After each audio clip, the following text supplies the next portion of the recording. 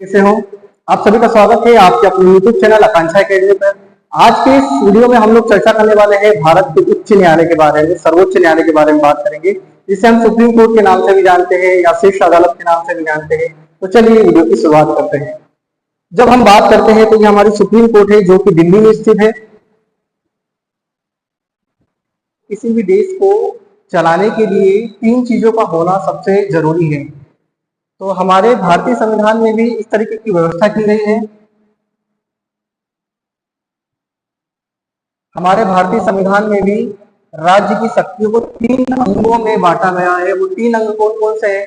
पहला है कार्यपालिका, दूसरा है विधायिका और तीसरा है न्यायपालिका। जब हम एक एक की बात यदि हम करें तो विधायिका की यदि हम बात करें तो विधायिका का काम होता है कानून बनाना। विधायिका का क्या काम होता है? कानून बनाने का इसका काम होता है। दूसरी हम जब हम देखें तो दूसरा आता है कार्यपालिका। आपने ये सब सुने होंगे नाम। कार्यपालिका का प्रमुख काम होता है ये जो भी कानून बनता है उसको क्रियान्वित करवाने का काम करता है। क्रियान्वित यानी इम्प्लीमेंटेशन करवाने का काम करता है, क्रियान्वित करवाने का काम। वो तीसरी बात आती है हमारी न्यायपालिका की। तो न्यायपालिका का काम होता है न्याय दिलाने का काम होता है। इसको हम डिटेल में हम लोग पढ़ेंगे। देखिए, मैंने आपको बताया कि भारतीय संविधान में हमारी जो राज्य की शक्ति है उसको तीन भागों में बांटा गया है। पहला विधायिका, कार्यपालिका और न्यायपालिका। तो विधायिका का काम होता है कानून बनाने का काम। तो हमारे यहाँ कानून बनाने का काम किसको सौंपा गया है? संसद को सौंपा गया है। तो संसद हमारे यहाँ कानून बनाती है। मान लीजिए कोई भी कानून बनाया, महिलाओं से संबंधित कानून बनाया, बच्चों से रिलेटेड कानून बनाया। अब कानून बना तो दिया है, अब उसको पूरे भारत में इम्प्लीमेंटेशन कैसे करवाना है, क्रियान्वित कैसे करवाना है, ये जो काम है वो कौन करता है? कार्यपालिका करती है क्रियान्वित करने का काम। फिर लास्ट में अंत में बारी आती है न्यायपालिका के बारे में। मान लीजिए वो कानून संविधान के मुताबिक नहीं बना है, या फिर मान लीजिए कोई भी हमारे भारत के जो नागरिक हैं उनके मौलिक अधिकारों के साथ उल्लंघन करता है, या फिर जो भी जो केंद्र सरकार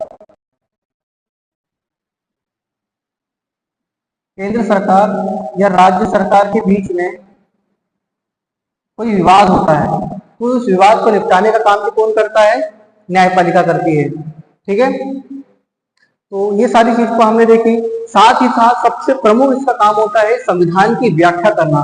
मान लीजिए संविधान में कुछ ऐसे पेचीदा मामले आ जाते हैं तो हमारी जो सुप्रीम कोर्ट है, हमारी जो उच्चतम न्यायालय है, वो संविधान की व्याख्या करने का काम भी इसका प्रमुख काम होता है। तो ये आज हमने देखा कि न्याय विधायिका, कार्यपालिका और न्यायपालिका के क्या काम होते हैं। आगे बढ़ते हैं हम लोग। चलिए,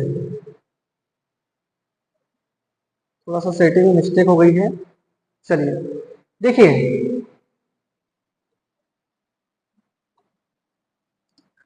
जब हम बात करते हैं भारत एक संघीय राज्य है, जैसा कि अभी हमने आपको बताया भारत कैसा राज्य है? संघीय राज्य। संघीय राज्य मतलब केंद्र को अलग शक्तियां मिली है और राज्य को अलग शक्तियां मिली है। ठीक है, तो केंद्रीय राज्य है और इसकी जो न्याय प्रणाली है, मतलब कि जो जुडिशियल जो सिस्टम है वो एक प्रकार का एकल और एकीकृत है। ठीक है, मतलब उसका पूरा जो जुडिशियल सिस्टम है पूरा एक है, कोई अलग अलग शक्तियों में उसको विभाजित नहीं किया गया है। अर्थात इसको तीन स्तरीय संरचनाओं में, इसकी तीन स्तरीय संरचना है। सबसे पहले हम बात करेंगे तो ये हमारा सर्वोच्च न्यायालय जो भारत का सबसे शीर्ष अदालत है।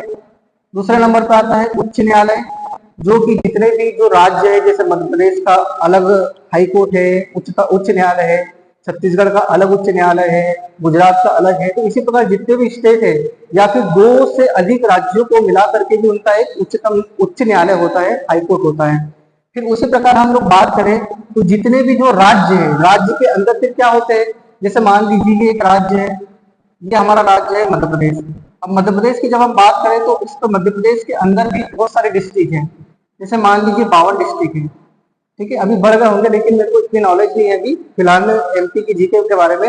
लेकिन एक एग्जांपल मैं आपको बता रहा हूँ कि मान लीजिए 52 जिले हैं, तो 52 जिलों में आपको 52 डिस्ट्रिक्ट कोर्ट आपको देखने को मिलेंगे। उसी प्रकार उससे रिलेटेड अधीनस्थ न्यायालय होते हैं, ठीक है, सब ऑर्डिनेट कोर्ट होते हैं जो कि डिस्ट्रिक्ट कोर्ट से मिले हुए होते हैं, डिस्ट्रिक्ट कोर्ट के सब ऑर्डिनेट कोर्ट होते हैं। तो जैसा कि हमने देखा, सबसे जो प्रथम से स्तर पे जो कोर्ट है वो सुप्रीम कोर्ट है, ठीक है, उसके बाद आपका हाई कोर्ट है, उसके बाद आपका डिस्ट्रिक्ट कोर्ट है, और उसके बाद आपके कौन से कोर्ट है, सब ऑर्डिनेट कोर्ट है जो डिस्ट्रिक्ट कोर्ट से लगे हुए कोर्ट है। अब मान लीजिए सबसे पहले जो मामला प्रारंभिक स्तर की बात करें, मान लीजिए दो व्यक्तियों के बीच में जब विवाद होता है, ठीक है, तो मामला सबसे पहले वो जिस भी जिले के रहता है वहां की सब ऑर्डिनेट कोर्ट में जाएगा, फिर वहां से वो अपील करेगा तो डिस्ट्रिक्ट कोर्ट में जाएगा, डिस्ट्रिक्ट कोर्ट के बाद अपील करेगा तो वो हाई कोर्ट में जाएगा, हाई कोर्ट के बाद सुप्रीम कोर्ट में जाएगा, और सुप्रीम कोर्ट के बाद ये सबसे हमारी देश की शीर्ष अदालत है, इसके बाद कोई कोर्ट नहीं है, ठीक है। तो ये हमने देखा कि यहाँ पर इसकी जो संरचना है वो किस प्रकार की संरचना है हमने देखने को मिला।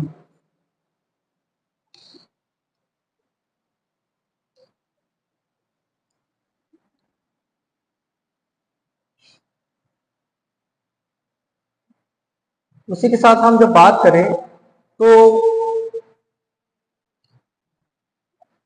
भारत का जो सर्वोच्च न्यायालय है यानी कि जो सुप्रीम कोर्ट है वो भारत के संविधान के तहत सर्वोच्च न्यायिक न्यायालय और अंतिम अपील न्यायालय है। यानी कि भारत के संविधान के तहत हम लोग देखें तो सबसे अंतिम अपीली न्यायालय है, यानी इसके बाद कोई अपील नहीं, कोई अपीली न्यायालय नहीं है, ये सबसे अंतिम न्यायालय है और शीर्ष न्यायालय है, ये सर्वोच्च संवैधानिक न्यायालय है। देखिए संवैधानिक की बात है ये यहाँ पर कि संवैधानिक न्यायालय मतलब कि संविधान में इसका वर्णन किया गया है, संविधान में इसकी व्यवस्था की गई, तभी तो यहाँ पे इसके बारे में इसकी बात की गई है, जिसे न्यायिक समीक्षा की शक्ति प्राप्त है।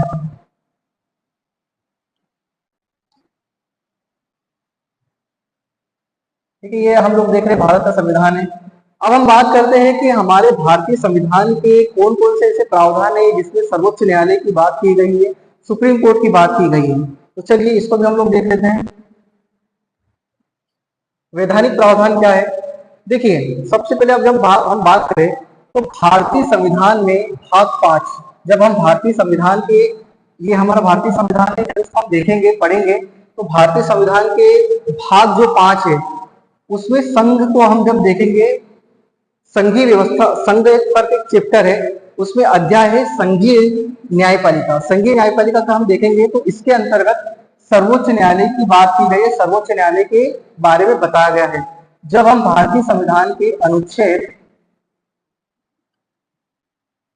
भारतीय संविधान के अनुच्छेद 124 देखेंगे तो वहां पे सुप्रीम कोर्ट की बात की गई है, सर्वोच्च न्यायालय की बात की गई है कि भारत में एक सर्वोच्च न्यायालय होगा, ठीक है। चलिए देखते हैं कि अब न्यायाधीशों की नियुक्ति किस प्रकार की जाती है। तो न्यायाधीशों की नियुक्ति नियुक्ति के बारे में हम पढ़ेंगे। सर्वोच्च न्यायालय के न्यायाधीशों की नियुक्ति राष्ट्रपति द्वारा की जाती है। किसके द्वारा की जाती है? राष्ट्रपति के द्वारा की जाती है। और मुख्य न्यायाधीश की नियुक्ति राष्ट्रपति के द्वारा सर्वोच्च न्यायालय और उच्च न्यायालय के ऐसे न्यायाधीशों के परामर्श के बाद की जाती है जिन्हें वह अवश्य समझे। यानी इसको सरल भाषा में यदि हम कहें तो यानी कि जो न्यायाधीश होते हैं उनकी नियुक्ति किसके द्वारा की जाएगी? राष्ट्रपति के द्वारा। इसके द्वारा की जाएगी राष्ट्रपति के द्वारा। जैसे अभी हमने आपको बताया कि ये हमारा सुप्रीम कोर्ट है, ठीक है, इसमें सीजीआई को मिला करके, सीजीआई को मिला करके कितने जज है? 34 जज है, ठीक है। तो 34 यानी 33 जो न्यायाधीश है उनकी नियुक्ति किसके द्वारा की जाएगी? राष्ट्रपति के द्वारा की जाएगी, मुख्य न्यायाधीश की परामर्श पे। और वही जब हम सीजीआई की बात करें तो मुख्य न्यायाधीश की नियुक्ति भी राष्ट्रपति के द्वारा तो की जाएगी, लेकिन सर्वोच्च न्यायालय और उच्च न्यायालय के न्यायाधीशों के परामर्श के बाद की जाएगी। तो इतना आप ध्यान, इतनी सी बात को आप थोड़ा सा ध्यान में रखिएगा, ठीक है। आगे बढ़ते हैं हम लोग।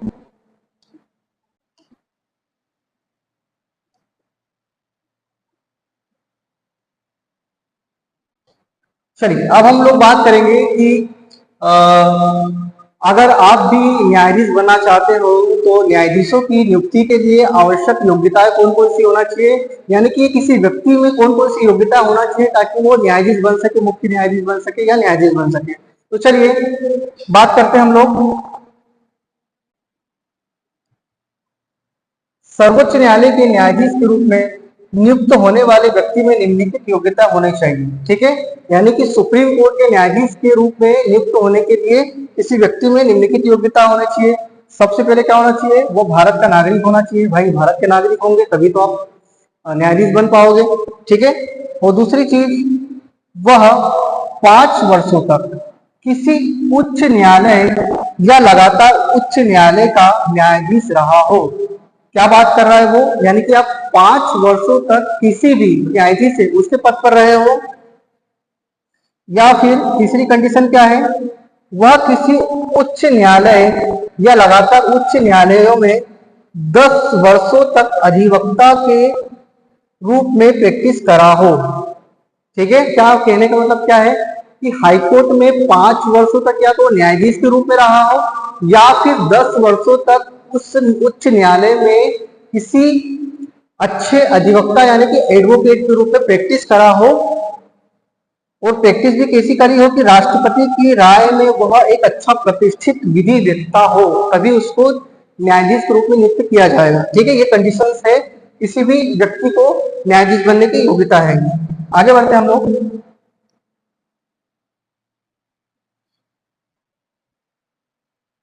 चलिए, अब मान लीजिए किसी व्यक्ति में सारी चीजें हो गई है, भारत का नागरिक है, वो 5 वर्षों तक न्यायाधीश भी रहा है। अब वो शपथ किसके सामने देगा, तो शपथ या प्रतिज्ञान की क्या बात करती की जाती है, सर्वोच्च न्यायालय के न्यायाधीश के रूप में नियुक्त व्यक्ति को अपना पदभार ग्रहण करने से पहले राष्ट्रपति या उसके द्वारा उस उद्देश्य के लिए नियुक्त किसी अन्य व्यक्ति के समक्ष शपथ लेनी होगी। यानी कि मान लीजिए न्यायाधीश के रूप में वो सारी योग्यता उसके पास है, अब शपथ लेने के लिए क्या करना पड़ेगा, राष्ट्रपति के सामने उसको शपथ लेना पड़ेगा। या तो फिर राष्ट्रपति उसको शपथ दिलाएगा, या तो फिर राष्ट्रपति ने किसी व्यक्ति को ऑथराइज किया हो कि भैया आप उसको शपथ दिला दीजिए। तो ये सारी चीजें हो गई किसकी, शपथ के बारे में।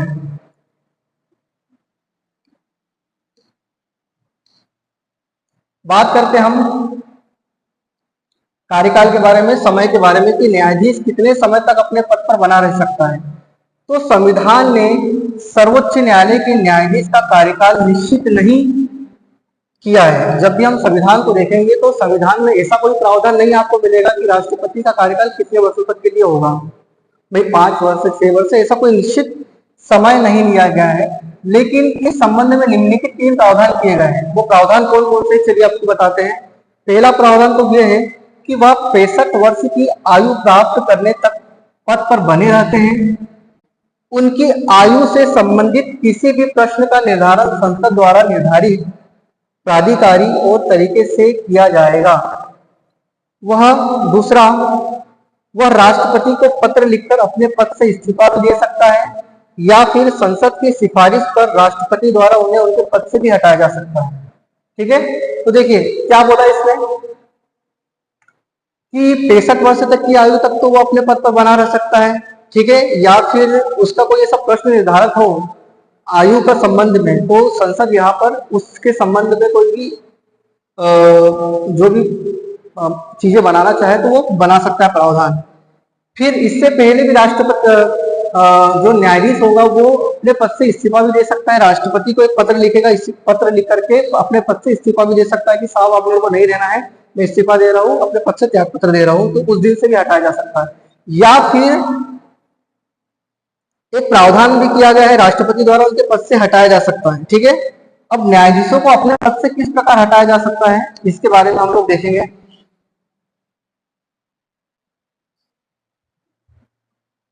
ठीक है, अब हम बात करेंगे कि न्यायाधीशों को उसके पदों से किस प्रकार हटाया जा सकता है।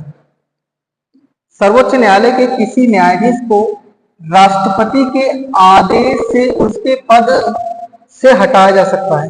राष्ट्रपति जब आदेश दिया जाएगा तो उसके द्वारा हटाया जा सकता है। राष्ट्रपति हटाने का आदेश तभी जारी कर सकता है जब संसद द्वारा उसी सत्र में इसे हटाने के लिए अभिभाषण प्रस्तुत किया गया हो, यानी कि राष्ट्रपति उसको हटा सकता है एक आदेश के द्वारा, लेकिन वो आदेश जो है वो संसद के दोनों सदनों में पारित किया जाएगा, तभी उसको अपने पद से हटाया जा सकता है, ऐसे नहीं हटाया जा सकता। ठीक है,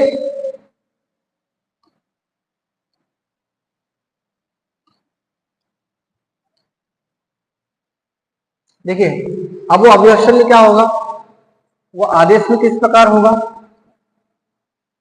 तो देखो जो अभिभाषण है, अभिभाषण को संसद के प्रत्येक सदन के विशेष बहुमत, यानी कि आपको पता है कि संसद किससे किससे मिलकर बनी होती है, जैसा कि हमने आपको बताया विधायिका, विधायिका का क्या काम होता है, कानून बनाए काम। तो हमारे देश में कानून बनाने का काम किसको सौंपा गया है, संसद को सौंपा गया है। ठीक है, वो संसद कितने सदनों से मिलकर बनी होती है, 2 सदनों से मिलकर बनी होती है, याद रखना। एक होता है आपका लोकसभा और दूसरा होता है आपका राज्यसभा, वो तीसरा राष्ट्रपति। ठीक है, इन तीनों से मिलकर क्या बना होती है, हमारी संसद बनी होती है। और किसी भी कानून को बनाना हो तो पहले लोकसभा में वो बिल पास होगा, फिर राज्यसभा में बिल पास होगा, फिर राष्ट्रपति के पास जाएगा, राष्ट्रपति हस्ताक्षर करेगा, तो उस दिन से वो जो बिल है वो कानून का रूप ले लेगा। ठीक है,